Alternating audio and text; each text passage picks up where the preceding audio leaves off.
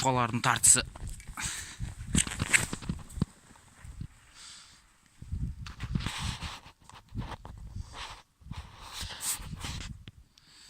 Қайсысын? Екеуі күнде осылай ойнайды. Пішен ауланың іші ғой.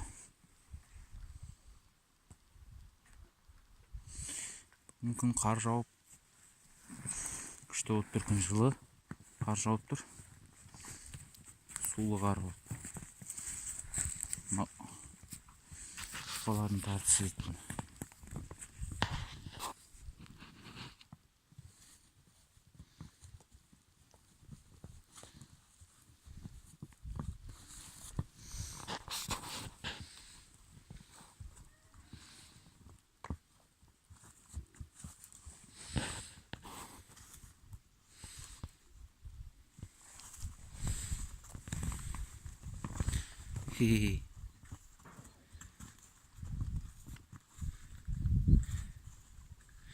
Бұл екеуі ғой ойнайды.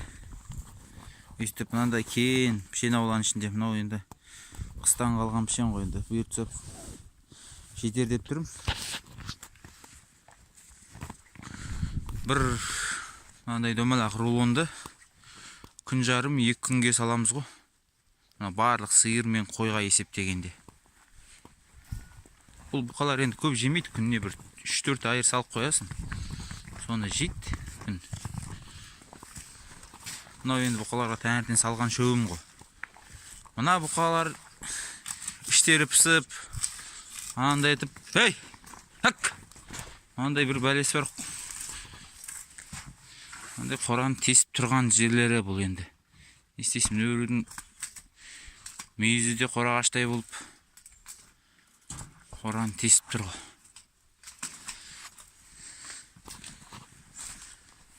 Мынау да іші пісіп тұр ғой қасқа.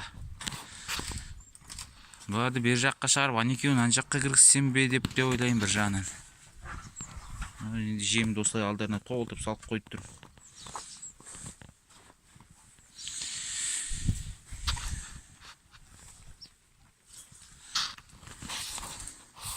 Бұл екеуінде бұндай бақыт жоқ, мынадай бақыт. Екеуі рахаттанып тұрады осылай.